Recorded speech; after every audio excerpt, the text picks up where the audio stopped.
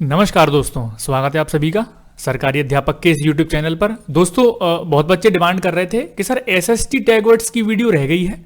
बाकी सारे सब्जेक्ट्स की टैगवर्ड्स की वीडियो तो मैं बना चुका हूं।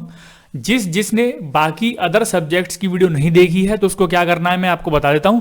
YouTube पर जाकर सर्च करना है सरकारी अध्यापक सीटेट टैगवर्ड्स, सरकारी अध्यापक मैथ पेडागोजी टैगवर्ड्स, सरकारी अध्यापक ईवीएस टैगवर्ड्स, हिंदी पेडागोजी टैगवर्ड्स। तो सारे सब्जेक्ट्स के टैगवर्ड्स मैं बना चुका हूं। और अगर आपने एसएसटी के और सीटेट के कंबाइंड पेडागोजी के टैगवर्ड्स अगर देख लिए तो आपको वो सारे सब्जेक्ट में हेल्प करेंगे। आपको फिर दोबारा से हो सकता है किसी दूसरे सब्जेक्ट के टैगवर्ड्स की पढ़ने की आवश्यकता ना हो। ठीक है, तो जिसने नहीं देखी है वो वीडियो तो आप लोग सर्च करेंगे, लेकिन जो टैगवर्ड्स आप डालेंगे उसमें सरकारी अध्यापक जरूर लिखना, तो सबसे पहले ऊपर ही मेरे टैगवर्ड्स आ जाएंगे। इसके अलावा एक मैराथन, छोटी सी मैराथन थी, 15 से 20 मिनट की मैराथन एसएसटी के ऊपर मैं बना चुका हूं। उसका लिंक आपको इस वीडियो के एंड में मिल जाएगा, उसको देख लेना। उसमें पेडागोजी के क्वेश्चन मैंने कराए हैं। अगर उन पेडागोजी के क्वेश्चंस में से आप 12-13 के आसपास क्वेश्चन कराए हैं, उसमें से 8-9 क्वेश्चन आप कर दोगे सही, तो आप समझ लेना कि आपकी एसएसटी पेडागोजी की तैयारी हो चुकी है। आज मैं एसएसटी के टैगवर्ड्स, सामाजिक विज्ञान के टैगवर्ड्स आपको कुछ कराऊंगा। सिंपल से टैगवर्ड्स हैं, ज्यादा टैगवर्ड्स इसमें होते नहीं है क्योंकि कम क्वेश्चन आते हैं। इसमें कंटेंट वाला पार्ट ज्यादा रहता है, आपको पता होगा। ठीक है दोस्तों, चलिए शुरुआत करते हैं। सबसे पहले पॉजिटिव वर्ड्स में आपको बताऊंगा। तो पॉजिटिव वर्ड्स को कैसे टिक करना है क्वेश्चंस को, नेगेटिव वर्ड्स के क्वेश्चंस को कैसे टिक करना है, क्या ट्रिक है, पहले मैं वीडियो बना चुका हूं दोस्तों। ठीक है, त्रुटि को दूर करना, बच्चे कोई त्रुटियां कर रहे हैं तो उसको टीचर को क्या करना होता है, उसको दूर करना होता है। बच्चा त्रुटि कर रहा है तो ये एक पॉजिटिव चीज है। ठीक है, त्रुटिपूर्ण अधिगम नहीं होता है कभी भी, क्योंकि बच्चा जो अधिगम करता है उसमें त्रुटियां होती हैं, और जब त्रुटि होगी तो शिक्षक को उसको दूर करना होता है। तो अगर पॉजिटिव पूछे तो पॉजिटिव टिक कर देना, और अगर नेगेटिव पूछे तो 3 आपके पॉजिटिव होंगे, जो नेगेटिव हो नेगेटिव में आपका मिल जाएगा, उसको टिक कर देना। ठीक है दोस्तों, आगे बढ़ते हैं। जैसे बाल केंद्रित शिक्षा, शिक्षा कैसी है, हमेशा बाल केंद्रित है। ये मैं आपको बाल विकास के टैगवर्ड्स में बता चुका हूं, और जो मैंने कंबाइंड सीटेट के टैगवर्ड्स बनाए थे उसमें भी बता चुका हूं। ठीक है, शिक्षा कैसी होनी चाहिए, बाल केंद्रित। कभी भी शिक्षक केंद्रित शिक्षा नहीं होती है। शिक्षा के केंद्र में हमेशा कौन होता है, बालक। बालक को सोचकर ही शिक्षा कराई जाती है, बालक के लिए ही शिक्षा कराई जाती है टिचर के द्वारा। और जब क्वेश्चन आता है तो उसमें बच्चे को सेंटर में रखकर ही आपको सोचना है कि बच्चे के लिए क्या उचित है, उसके हिसाब से आपको आंसर टिक करना है।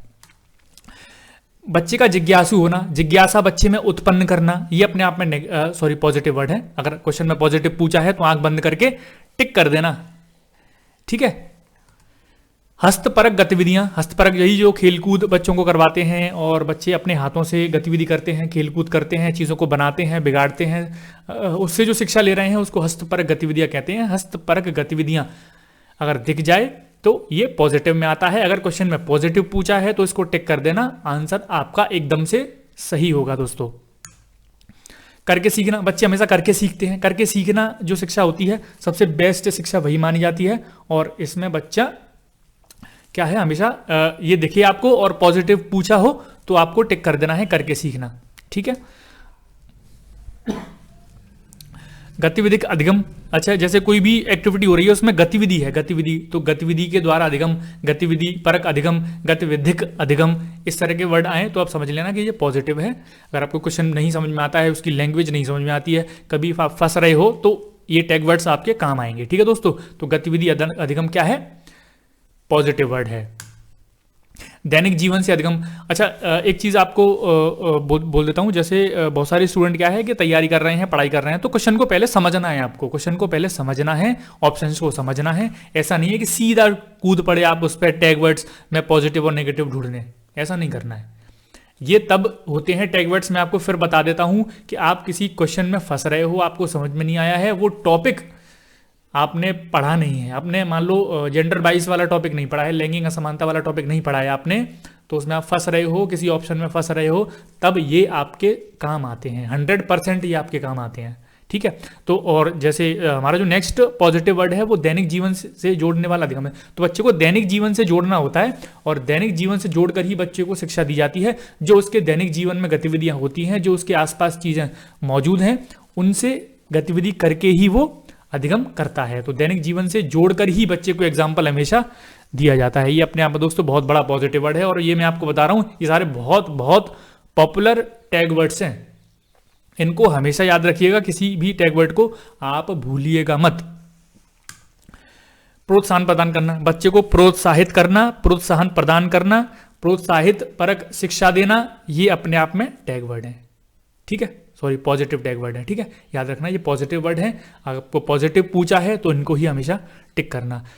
समस्या कारण का पता लगाना, जो समस्या है उसके कारण का पता लगाना, इस तरह की अगर ऑप्शन में दिख जाए आपको, क्योंकि ऑप्शन में क्या है, पेडागोजी में क्या है, ऑप्शन काफ़ी ज़्यादा बड़े बड़े होते हैं, तो हिंदी के कभी कभी वर्ड उसमें कठिन वर्ड आ जाते हैं जो आपके समझ में नहीं आते हैं।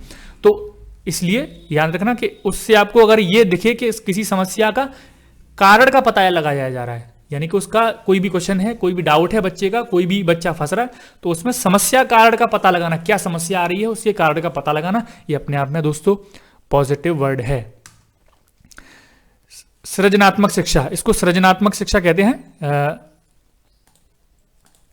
सृजनात्मक शिक्षा दोस्तों हमेशा ही पॉजिटिव होती है, इसको कहीं भी दिख जाए तो ये हमेशा पॉजिटिव होती है। और सृजनात्मक बालक आपने पढ़ा होगा सृजनात्मक समावेशी शिक्षा में, तो वहाँ पर भी एक बड़ा टॉपिक है, इसको भी मैं कवर कर चुका हूँ। जिसने नहीं देखी है वीडियो तो आप लोग जाकर प्लेलिस्ट में देख सकते हैं, प्लेलिस्ट में बहुत सारे टॉपिक्स की वीडियो है, उसमें जाकर सारे टॉपिक्स देख लीजिए आप।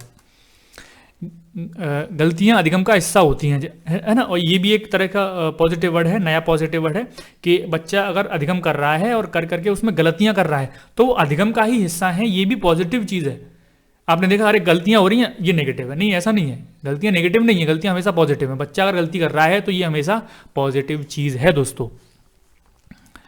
अब चलते हैं दोस्तों नेगेटिव टैग वर्ड्स की तरफ।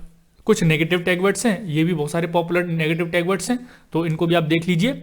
निष्क्रिय शिक्षा, निष्क्रिय होकर शिक्षा देना, या फिर बच्चा निष्क्रिय होकर सीख रहा है, तो ये इस तरह का वातावरण आपको उत्पन्न नहीं करना है कक्षा में, क्योंकि ये एक नेगेटिव चीज़ है। बच्चा हमेशा सक्रिय होकर शिक्षा दी जाती है बच्चे को, ना टीचर का निष्क्रिय होना सही है ना बच्चे का। ठीक है, ग्रेडिंग शिक्षा, जो ग्रेड पद्धति होती है हमारी A B positive A plus B plus, तो जो ग्रेडिंग हम लोग देते हैं, अभी जो सीबीएसई बोर्ड्स में ग्रेडिंग चलती है तो वो भी एक नेगेटिव उसमें आती है। ग्रेडिंग पद्धति, ग्रेडिंग शिक्षा बच्चे को नहीं करनी है। बच्चे को ग्रेड नहीं देना है कि तुम्हारा ग्रेड ये है, तुम इस बच्चे से कम होशियार हो। तो बेसिकली यहाँ पर इसका मतलब ये है। लैंगिक असमानता, आपको जेंडर वाइज नहीं होना है, बच्चे से नहीं बोलना है कि ये लड़कियां तेरे से तेज हैं, ये लड़कियां आर्ट्स में तेज हैं, ये लड़कियां खाना अच्छा बना लेती हैं, ये लड़कियों की ड्राइंग बहुत अच्छी है लड़कों से, तो इस तरह के स्टेटमेंट आपको नहीं देने हैं, ये अपने आप में नेगेटिव है। या फिर लड़कों से या लड़कियों से नहीं बोलना है कि लड़कियां मैथ में कमज़ोर हैं, लड़के मैथ में होशियार हैं, ऐसा कुछ नहीं होता है, जेन्युइनली ऐसा कभी कुछ नहीं होता है। तो ये भी नेगेटिव चीज़ है।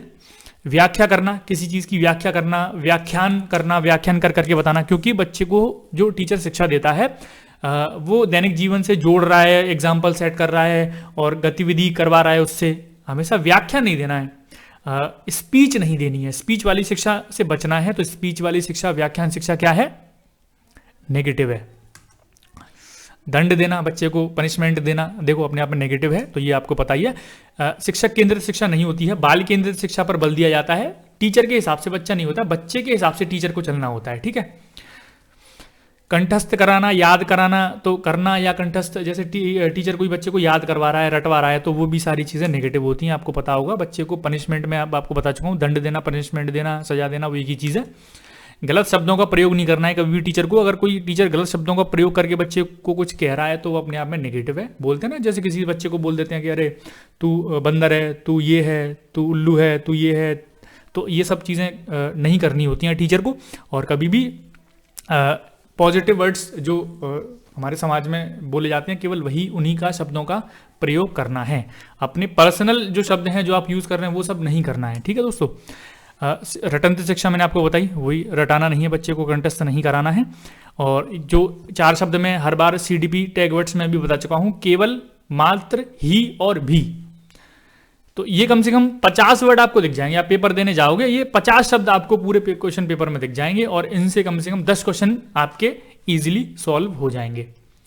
क्वेश्चन ऑप्शन में आपको केवल दिख जाए, मात्र दिख जाए, ही दिख जाए, भी दिख जाए, समझ लेना नेगेटिव है। ठीक है दोस्तों, तो ये दोस्तों SST के टैग वर्ड्स हैं।